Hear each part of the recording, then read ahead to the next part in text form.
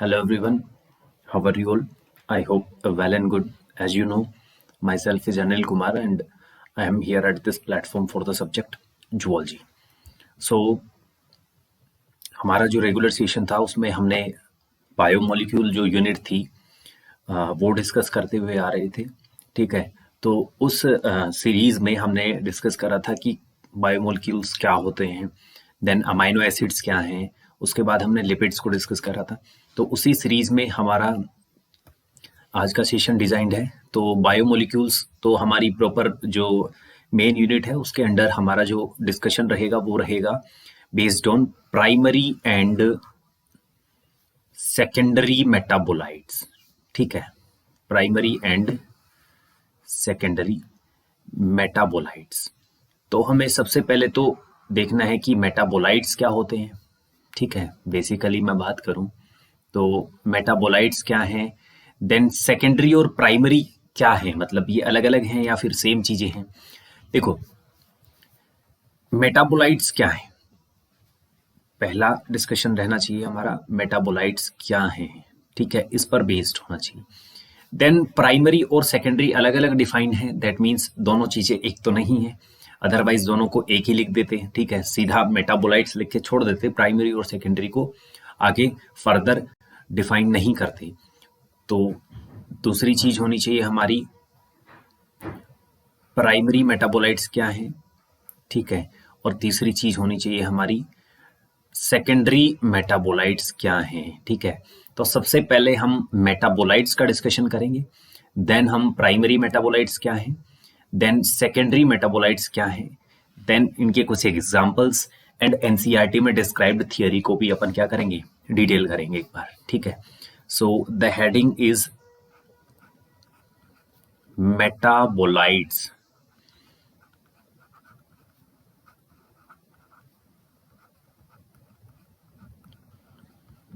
ठीक है। थोड़ा सा राइटिंग इशू हो सकता है बट चीजें मैं क्लियरली बता दूंगा फिजिबली ओरली, ठीक है। सो मेटाबोलाइट्स क्या है, देखो मेटाबोलाइट्स जो है वो थोड़ा सा हमें मैच कर रहा है, मतलब मेटाबॉलिज्म के साथ, ठीक है।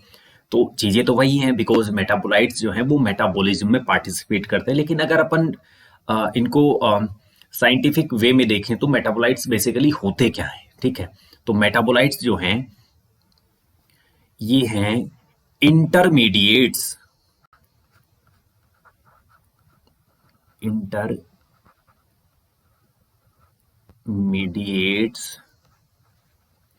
या फिर बोल सकते हैं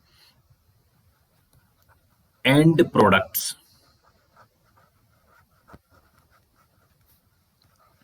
ऑफ मेटाबॉलिज्म,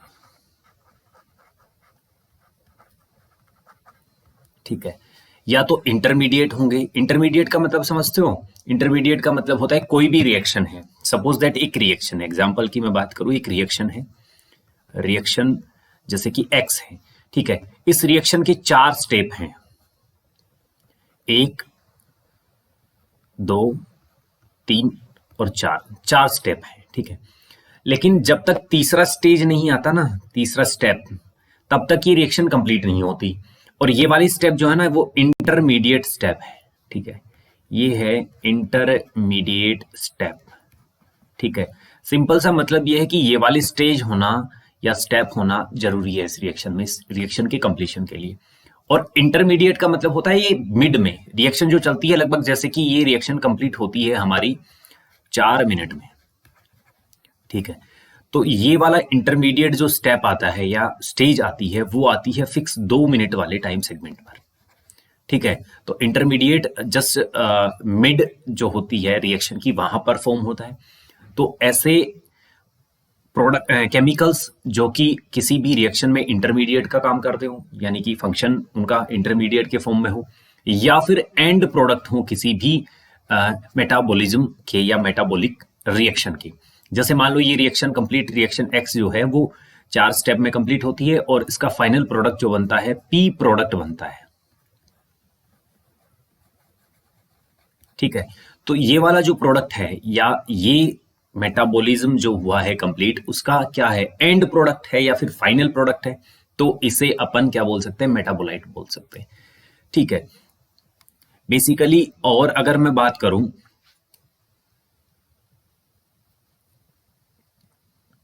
मेटाबोलाइट्स जो हैं इनकी, अगर बात करूं, जो अगर इसके अलावा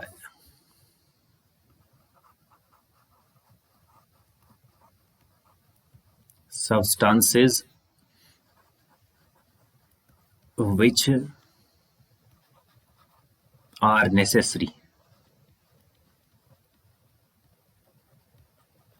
necessary for metabolic reactions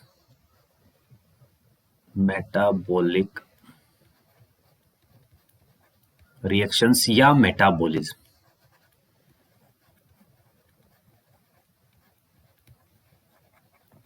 ठीक है, यानी कि जो मेटाबॉलिज्म के लिए क्या है, रिक्वायर्ड हैं, इनके बिना मेटाबॉलिक एक्टिविटीज या प्रोसेसेस कंप्लीट नहीं होती हैं, उन्हें अपन बोल देते हैं मेटाबोलाइट्स। तो इस वाली डेफिनेशन या इस वाले स्टेटमेंट के अकॉर्डिंग हमें इंटरमीडिएट मेटाबोलाइट्स को बोल देना ज्यादा अच्छा रहेगा या एंड प्रोडक्ट। तो अगर ज्यादा प्रॉपर सही तरीके की बात करूं तो इंटरमीडिएट ही बोल देना सही रहेगा, बिकॉज एंड प्रोडक्ट का डिस्कशन यहां वाले सेगमेंट में या स्टेटमेंट में नहीं है, because the substance which are necessary, ठीक है, जो कि नेसेसरी है। तो नेसेसरी है मतलब, नेसेसरी का मतलब है किसी भी रिएक्शन को इनिशिएट करने के लिए जरूरी है। ठीक है, तभी तो फाइनल प्रोडक्ट बन पाएगा या एंड प्रोडक्ट बन पाएगा। तो एंड प्रोडक्ट बोल देना थोड़ा सा सही नहीं है, इंटरमीडिएट बोल देना ज्यादा बेनिफिशियल है, सॉरी ज्यादा सही है। ठीक है, सो ये हो गया metabolites, substance which are more necessary for the metabolic reactions और द मेटाबॉलिज्म। ठीक है, ये जरूरी होते हैं। अब जैसे कि कोई भी रिएक्शन, जैसे हमने बताया कि एक्स रिएक्शन है, एक मेटाबॉलिक रिएक्शन मान लेते हैं इसको। ठीक है, ये मेटाबॉलिक रिएक्शन है, 4 स्टेप में कंप्लीट होती है। जब तक थर्ड स्टेप नहीं आता तब तक रिएक्शन का कंप्लीशन नहीं होता है। और ये जो इंटरमीडिएट स्टेज या स्टेप आती है वो लगभग रिएक्शन के मिड में आती है, बीच में आती है। ठीक है, ये हो गया। अब मेटाबोलाइट्स जो टर्म है वो स्मॉल मॉलिक्यूल्स, छोटे मॉलिक्यूल्स के लिए यूज करी जाती है। तो जो एंड प्रोडक्ट्स हैं मेटाबोलाइट्स क्या हैं, मेटाबोलाइट्स आर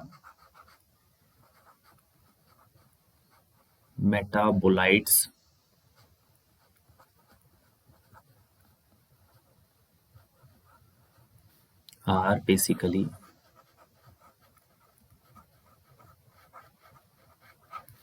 स्मॉल मॉलिक्यूल्स।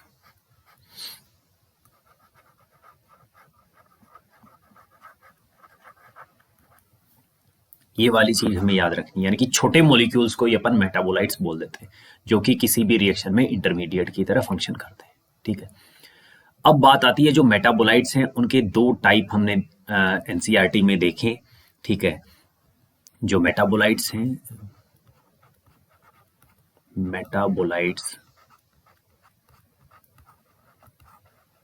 ठीक है, मेटाबोलाइट्स के 2 टाइप हमने देखे। पहला है हमारा प्राइमरी मेटाबोलाइट और दूसरा है हमारा सेकेंडरी मेटाबोलाइट। ठीक है, तो प्राइमरी मेटाबोलाइट जो है ना वो डायरेक्ट इन्वॉल्व हैं। ठीक है, which are directly involve in metabolism. ठीक है,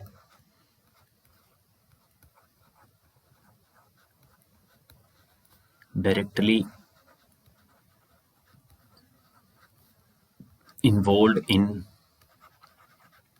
मेटाबॉलिज्म। ठीक है, इनको बोल देंगे अपन प्राइमरी मेटाबोलाइट। और सेकेंडरी जो कि डायरेक्टली इन्वॉल्व नहीं है, directly not involve in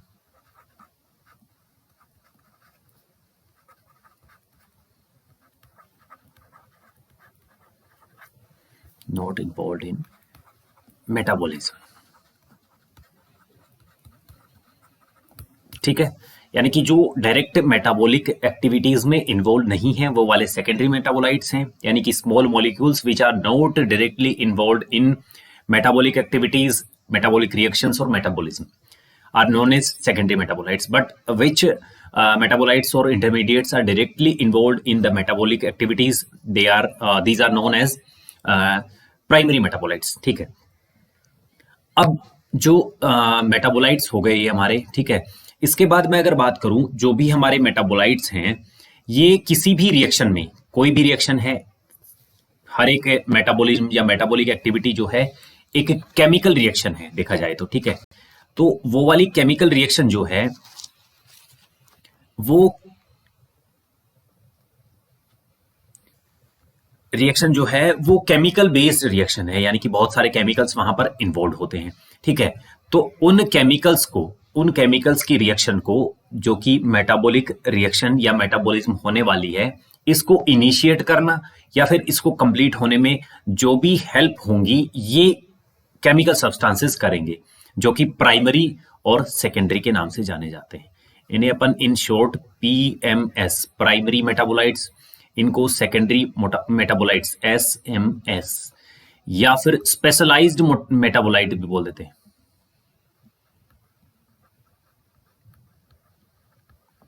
secondary वालों को, ठीक है। ये मेटाबॉलिक एक्टिविटीज में इन्वॉल्व होते हैं। अब आती है बात मेटाबॉलिज्म क्या है, बेसिक सा डिस्कशन कर लेते हैं। मेटाबॉलिज्म,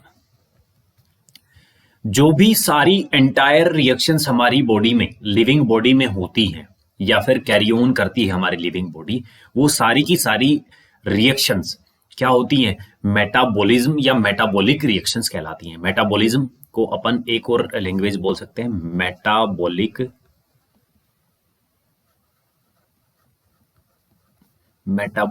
रिएक्शंस, ठीक है। केमिकल रिएक्शंस,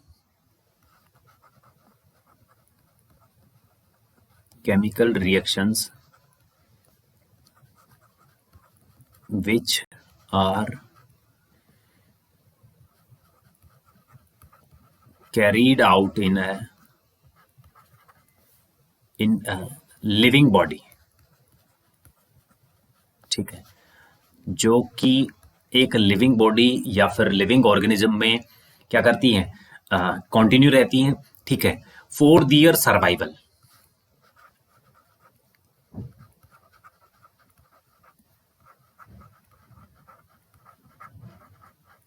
ठीक है। उनके सर्वाइवल के लिए क्या करती हैं, ये रिएक्शंस जरूरी हैं, उन्हें अपन क्या बोल देते हैं, मेटाबॉलिक रिएक्शंस या मेटाबॉलिज्म। अब बेसिकली इनके भी दो टाइप हैं, ठीक है, इनके टाइप भी दो हैं। एक होता है कैटाबॉलिज्म, एक होता है एनाबॉलिज्म,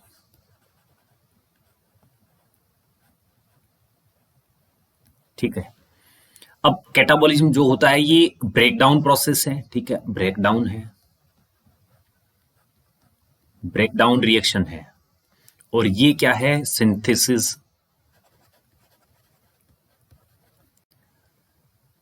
रिएक्शन है, यानी कि इसमें किसी भी प्रोडक्ट या केमिकल सब्सटेंस का क्या होता है, फॉर्मेशन होता है, जबकि यहां पर उसका ब्रेकडाउन होता है, वो टूटता है, ठीक है, किसी भी अदर सब्सटेंसेस।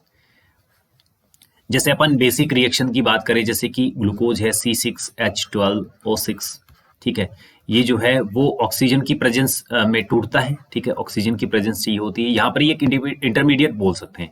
अगर ऑक्सीजन नहीं होगी तो क्या ये प्रोसेस हो पाएगी, नहीं हो पाएगी, तो ये टूटता है CO2 plus H2O plus energy में, ठीक है। ये क्या हो गई, ये एक हमारी कैटाबोलिज्म या कैटाबोलिक रिएक्शन हो गई, जो कि एक मेटाबॉलिक रिएक्शन का एक टाइप है, ठीक है। अब जैसे कि मैं बात करूं फॉर्मिंग या सिंथेसिस रिएक्शन की बात करूं, तो जैसे कि बहुत सारे, जैसे ये है carbon plus hydrogen plus oxygen, ठीक है, ये तीनों ये मैं एनाबॉलिज्म की बात करूंगा, ठीक है। ये वाले तीन कंपोनेंट हैं या तीन एलिमेंट हैं, ये मिलकर बनाते हैं किसी भी केमिकल सब्सटेंस को, ठीक है। और ये केमिकल सब्सटेंस ग्लूकोज का ही हम एग्जांपल ले लेते हैं, ठीक है। जैसे कि हमने ऊपर लिखा है C6H12O6, यानी कि 6 कार्बन 12 हाइड्रोजन और 6 ऑक्सीजन मिलकर बनाते हैं ग्लूकोज, ठीक है। तो ये हो गया एक एनाबॉलिज्म का एग्जांपल। जैसे कि बोन सिंथेसाइज हो रही है, बोन बन रही है हमारी, उसे भी अपन क्या बोल देते हैं, एनाबॉलिज्म का एग्जांपल बोल देते हैं, ठीक है। यानी कि बोन में मिनरलाइजेशन हो रहा है, मिनरल्स का डिपोजिशन हो रहा है, उसे अपन क्या बोल देते हैं, हम बोल देते हैं उसे एनाबॉलिज्म, ठीक है। तो ये हो गया हमारा प्राइमरी और सेकेंडरी मेटाबोलाइट्स क्या हैं, इनके बेसिक से जनरल इंट्रोडक्शन इनका हो गया। फिर एनसीईआरटी में गिवन है इन सब का डिस्कशन, तो हम देख लेते हैं एक बार क्या लिखा है। लिखा है प्राइमरी एंड सेकेंडरी मेटाबोलाइट्स, ठीक है। प्राइमरी मेटाबोलाइट्स और सेकेंडरी मेटाबोलाइट्स को लिखा हुआ है, ठीक है। ये हेडिंग है हमारी प्राइमरी एंड सेकेंडरी मेटाबोलाइट्स, ठीक है। प्राइमरी एंड सेकेंडरी मेटाबोलाइट्स जो कि हमने ऊपर देखा है। अब हम देखने वाले हैं the most exciting aspect of chemistry deals with isolating thousands of compounds, ठीक है। यानी कि केमिस्ट्री का एक ब्रॉड बोल सकते हैं फील्ड है जिसमें हम बहुत सारे केमिकल्स कंपाउंड्स को या केमिकल्स को आइसोलेट करते हैं। कहाँ से? लिविंग ऑर्गेनिज्म से, ठीक है। और उनके टाइप क्या क्या है? स्मॉल और बिग टाइप के। यानी कि कोई भी लिविंग ऑर्गेनिज्म है, सपोज दैट एक लिविंग ऑर्गेनिज्म है, इससे हमने आइसोलेट करा स्मॉल मॉलिक्यूल्स को और बिग मॉलिक्यूल्स या फिर लार्ज मॉलिक्यूल्स को बोल सकते हैं, ठीक है। इनको आइसोलेट करा, तो इनको आइसोलेट करने के लिए हमने किसका यूज करा? हमने केमिस्ट्री का यूज करा,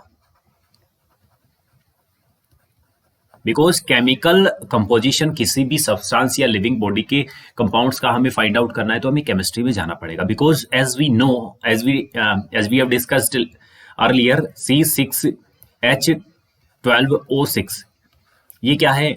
ग्लूकोज को डिनोट करने का क्या है? मॉलिक्यूलर बेसिस है या फिर मॉलिक्यूलर फॉर्मूला है, ठीक है। तो यहां पर हमने केमिस्ट्री की हेल्प करी या नहीं, हेल्प ली या नहीं? बिकॉज हमने 6 कार्बन्स को पढ़ा, H12 हाइड्रोजन को पढ़ा, 6 ऑक्सीजन को पढ़ा। तो इन सबको पढ़ने के लिए हमें क्या करना पड़ता है? केमिस्ट्री बैकग्राउंड की हेल्प लेनी पड़ती है, ठीक है। अब लिखा है determining their structure and if possible synthesising them, ठीक है।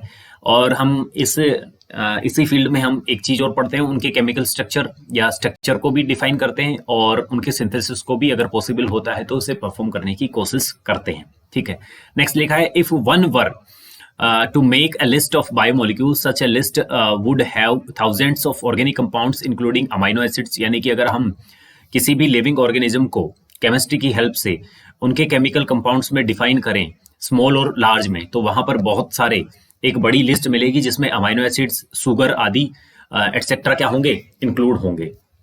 For reasons that are given in the section 9.10, section 9.10 में दिया गया है, we can call these biomolecules as metabolites. और जो सारे के सारे बायोमोलिक्यूल्स हैं वो मेटाबोलाइट्स हैं। बिकॉज देखो, एमाइनो एसिड्स इंटरमीडिएट का काम कर सकता है, शुगर इंटरमीडिएट का काम कर सकता है। इंटरमीडिएट का मतलब होता है जो किसी भी रिएक्शन के कंप्लीशन के लिए जरूरी है, ठीक है। उसके बिना रिएक्शन का कंप्लीशन नहीं हो सकता, ठीक है। तो उन्हें अपन क्या बोल देते हैं? मेटाबोलाइट्स बोल देते हैं। In animal tissues one notices the presence of all such categories of compounds shown in the 9.1 figure, ठीक है। 9.1 में हमने डिस्कस करा था कि कौन कौन से कंपाउंड्स दिए गए हैं, ठीक है। These are called primary metabolites, वो सारे के सारे प्राइमरी मेटाबोलाइट्स हैं। However, one analyze plant, fungal and microbial cells, one would see thousands of compounds other than these called primary metabolites। यानी कि प्राइमरी जो मेटाबोलाइट्स हैं उनके अलावा बहुत सारे मेटाबोलाइट्स और भी प्रेजेंट होंगे और उन्हें हम कैटेगराइज कर देंगे सेकेंडरी मेटाबोलाइट्स के अंदर, ठीक है। Like alkaloids, flavonoids, rubber, essential oils, antibiotics, coloured pigments, scents, gums, spices, these are called as secondary metabolites, जो कि 9.3 वाले टेबल में गिवन भी है। हम इसे डिटेल करने वाले हैं अभी थोड़ी देर में, ठीक है। 9.3 टेबल में गिवन है। नेक्स्ट लिखा है while primary metabolites have identifiable functions and play non roles in normal physiological process। मैंने बताया था कि फिजियोलॉजिकल जो भी प्रोसेस है हमारी बॉडी में, जो भी फिजियोलॉजिकल प्रोसेस हैं जो हमारे सर्वाइवल को क्या करती है?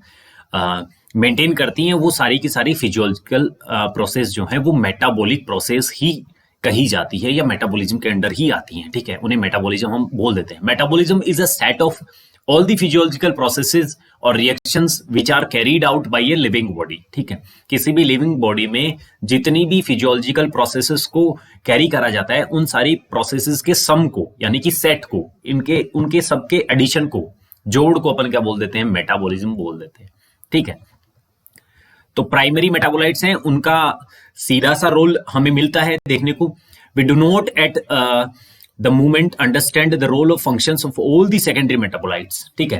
अब पता चलता है कि सेकेंडरी मेटाबोलाइट्स का क्या काम है। ये थोड़ा सा कंट्रावर्शियल है, बिकॉज प्राइमरी तो क्या करते हैं, इंटरमीडिएट बन जाते हैं, इंटरमीडिएट बन के मेटाबॉलिक एक्टिविटीज को कंप्लीट करने का काम कराते हैं। लेकिन इन सेकेंडरी मेटाबोलाइट्स का क्या रोल है, यहां पर थोड़ा सा हम स्टक कर जाते हैं। इस चीज का जो है हमें इतना क्लियर आइडेंटिफिकेशन नहीं है। However, many of them are useful to human welfare, जैसे कि रबर्स हैं, ड्रग्स हैं, स्पाइसेस हैं, सेंट्स हैं एंड पिगमेंट्स हैं, वो सारे के सारे ह्यूमन वेलफेयर में यूज होते हैं। ठीक है, some secondary metabolites have ecological importance also. In the later chapters and years you will learn more about this. ठीक है, इस बारे में तो सिंपल सा मतलब ये है कि प्राइमरी मेटाबोलाइट्स तो डायरेक्ट रोल प्ले करते हैं हमारी मेटाबॉलिक एक्टिविटीज या फिजियोलॉजिकल प्रोसेसेस में, लेकिन सेकेंडरी जो होते हैं वो ह्यूमन वेलफेयर में काम करते हैं। एक तो ठीक है ह्यूमन वेलफेयर, और इसके साथ साथ अदर और इकोलॉजिकल इंपॉर्टेंस भी रखते हैं। ठीक है, तो हमारे कुछ सेकेंडरी मेटाबोलाइट्स हैं जैसे कि पिगमेंट्स है। पिगमेंट्स का मतलब होता है कलरफुल कोई भी सब्सटेंस है जो कि कलर रखता है अपना, जैसे कि कैरोटेनॉइड्स हैं, ठीक है, एंथोसाइनिन्स है, एटसेट्रा।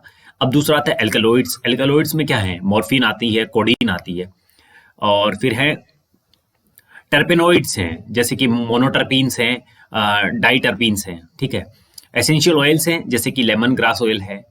टॉक्सिन्स में आता है एब्रीन आता है, रिजीन आता है, रिजीन या रेजिन बोल सकते हैं, और लेक्टिन्स में आता है कॉनकेनाविलीन, कॉनकेनावेलिन ए।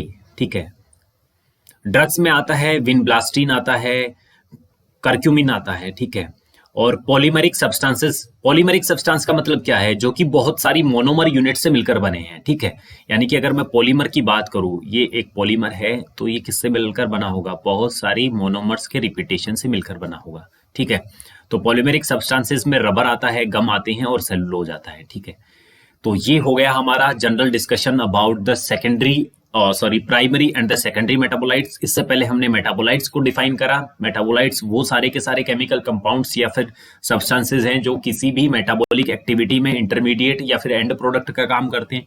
मेन हमने देखा था कि ये इंटरमीडिएट का ही काम करते हैं, बिकॉज ये नेसेसरी है किसी भी मेटाबॉलिक एक्टिविटी के लिए। ठीक है, जो नेसेसरी है that means they will be intermediate basically, but कहीं कहीं हमने एंड प्रोडक्ट भी बोल सकते हैं, बिकॉज क्या होता है, एंड प्रोडक्ट बन गया, जैसे मान लो किसी भी रिएक्शन का कंप्लीशन हो गया, ये रिएक्शन है ए प्लस बी, और ए प्लस बी ने मिलकर ए बी बना लिया। अब ए बी हो सकता है किसी दूसरी रिएक्शन के लिए इंटरमीडिएट हो, और यहां पर a plus b plus c plus d ये वाली रिएक्शन का एंड प्रोडक्ट बने। ठीक है, तो ये इंटरमीडिएट का रोल प्ले कर सकता है। तो हो सकता है कि एंड प्रोडक्ट भी हो सकता है और इंटरमीडिएट का काम भी कर सकता है, दोनों कर सकता है। ठीक है, ये इनका जनरल डिस्कशन हो गया। सेकेंडरी मेटाबोलाइट्स का डायरेक्ट रोल नहीं है, लेकिन ह्यूमन वेलफेयर और इकोलॉजिकल इंपॉर्टेंस ये रखते हैं। प्राइमरी मेटाबोलाइट्स क्या है, डायरेक्टली इन्वॉल्व होते हैं। ठीक है, ये हो गया general discussion about the primary and the secondary metabolites. ठीक है, in the next session we will discuss the further detail given in the NCERT. तब तक के लिए धन्यवाद।